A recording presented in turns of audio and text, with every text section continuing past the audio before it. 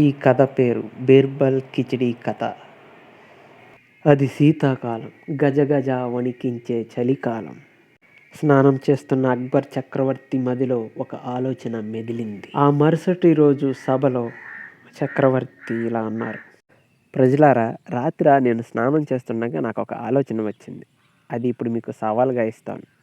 అదేంటంటే, ఈ చలిగాలిలో గడ్డకట్టే నీటిలో ఎవరైతే రాత్రంతా నిలబడగలుగుతారో వారికి ఒక చక్కటి బహుమతిని ఇస్తానని ప్రకటిస్తున్నాను మీకు. మరి ఈ సాహసాన్ని చేసి ఆ ధైర్యవంతుడు ఎవరో నేను చూడాలనుకుంటున్నా. ఇది విన్న ఓ పేదవాడు ముందుకొచ్చి, ప్రభు, నేను నిలబడతాను ప్రభు అని చెప్పి అంటాడు. ఆ సవాల్ని అంగీకరించిన ఆ పేదవాడు ఆ రాత్రంతా ఆ చలినీటిలోనే నిలబడి ఉన్నాడు. మరుసటి రోజు ఆ పేదవాడు చక్రవర్తి వద్దకు వచ్చి తనకు బహుమానం ఇవ్వవలసిందిగా కోరతాడు. ఇతనిలో ఏదో మోసం దాగుంది. సామాన్యంగా ఎవరు అంత చలినీటిలో నిలబడలేరు, కానీ ఇతను నిలబడ్డాడంటే ఏదో మోసం చేస్తున్నాడు అని అక్బర్ మనసులో అనుకొని ఈ విధంగా అడిగాడు: సరే, ముందైతే ఇది చెప్పు, ఆ గడ్డ కట్టుకుపోయే నీటిలో రాత్రంతా నువ్వు ఎలా నిలబడగలిగావు? తప్పకుండా చెప్తాను ప్రభు. దూరంగా ఉన్న దీపాన్ని చూస్తూ అది ఇచ్చిన ధైర్యంతో నిలబడ్డాను ప్రభు. అవునా, ఇదన్నమాట వీడి సంగతి. నువ్వు దూరంగా ఉన్న ఆ దీపాన్ని చూస్తూ నిలబడ్డావు కాబట్టి ఇది ఖచ్చితంగా మోసమే అవుతుంది.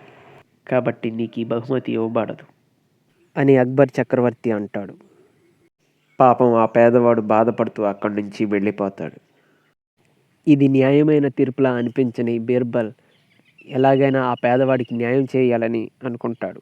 ఎలా అని ఆలోచిస్తుండగా ఒక ఉపాయం తడుతుంది ఆ సాయంత్రం. మరుసటి రోజు సభ ప్రారంభమవుతుంది. అందరూ హాజరవుతారు, కానీ బీర్బల్ మాత్రం రాడు. ఏంటి ఇవాళ బీర్బల్ ఇంకా రాలేదు? ఎవరక్కడ? ప్రభు, ఈరోజు బీర్బల్ ఎందుకు రాలేదో వెళ్ళి కనుక్కురండి. చిత్తం ప్రభు. అలా బీర్బల్ ఇంటికి వెళ్ళిన ఆ మనిషితో బీర్బల్ ఇలా అంటాడు: నేను ఈరోజు కిచిడి చేస్తున్నాను, అది పూర్తి అవగానే వస్తానని చెప్పు రాజుగారికి, సరేనా? సరే ప్రభు, చెబుతాను. విషయం మహారాజుకి చెబుతాడు ఆ భటుడు. సరే, అయితే వెళ్ళు. సభ మొదలై కొన్ని గంటలు కావస్తుంది. అయినా సరే బీర్బల్ ఇంకా సభకు రాలేదు.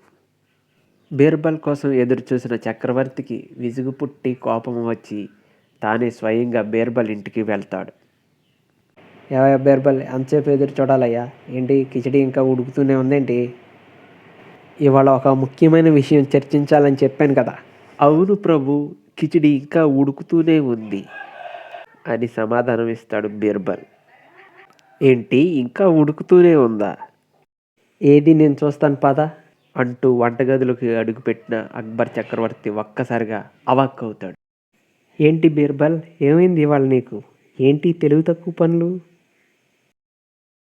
అదేంటి ప్రభు అంత మాట అన్నారు? అదేంటయ్యా అది? ఆ వంట పాత్ర ఏమో అక్కడ ఆకాశాన్ని కట్టి కింద నిప్పు పెట్టి ఉడకమ్మ ఉడకంటే ఎప్పటికి ఉడుకుతుంది? నువ్వు ఎప్పటికి వంట పూర్తి చేస్తావు? ఉడుకుతుంది ప్రభు, ఖచ్చితంగా ఉడుకుతుంది. అదే, ఎట్లా ఉడుకుతుంది?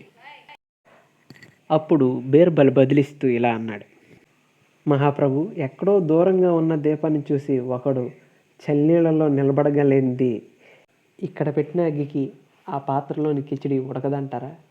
బీర్బల్ మాటల్లోని ఆంతర్యాన్ని అర్థం చేసుకున్న చక్రవర్తి వెంటనే ఆ పేదవాడిని పిలిపించి తనకు ఇవ్వాల్సిన బహుమతిని ఇచ్చి సత్కరించాడు. శబాష్ బీర్బల్, మీరు నా కళ్ళు తెరిపించారు. శుక్రియా ప్రభు. ఈ కథ ఇంతటితో సమాప్తం. శుభం.